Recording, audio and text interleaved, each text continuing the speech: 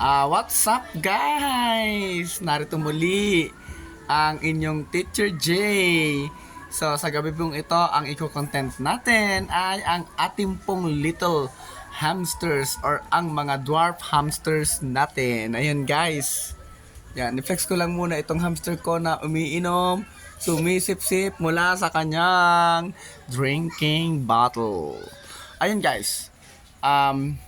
Nakagat na rin ba kayo ng hamsters? At ano ba ang naramdaman mo nung nakagat ka na? So siguro iniisip mo na delikado, no?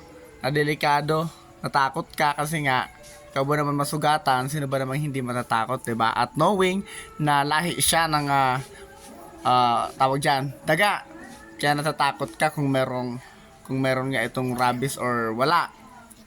So ano nga ba ang dapat natin gawin kapag nakaranas tayo ng hamster bite or kapag kinagat tayo ng hamster? Unang-una sa lahat, huwag kang magpapanik dahil hindi delikado ang hamster. Pangalawa, siyempre, kinakailangan hugasan mo pa rin yung inyong sugat ng sabon at malinis na flowing water. So, hindi naman po talaga siya delikado.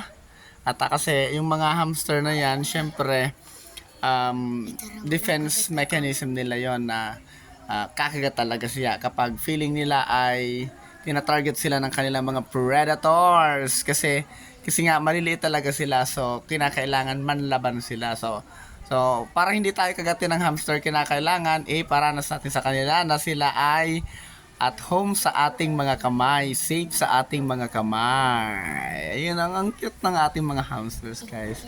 So yun lang.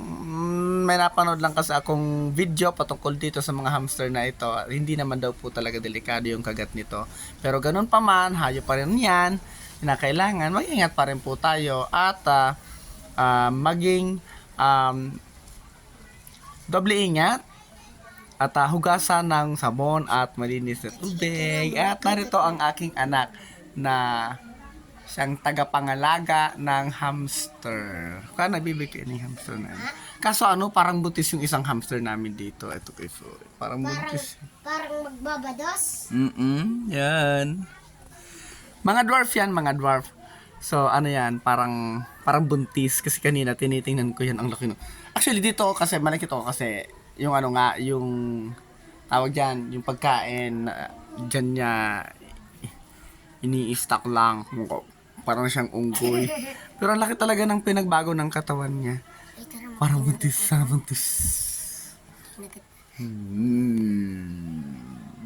Daeng. Ayan o. Ayan ang ating pong mga little hamsters.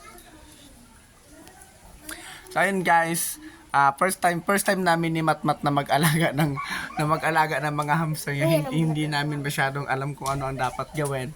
Pero yan, nagre-research naman kami kasi ayan siya, masyado siyang makulit. Lay-laway. Ayan, kinukuha niya ang kanyang hamster para ipakita sa inyo na yung dalawang couple kasi yan. Yung isang couple dito sa kabilang side, yung may black and white, magpartner yan. Sila maamo. Samantalang yung isang partner ng yon, ayun, naglalaro siya, oh.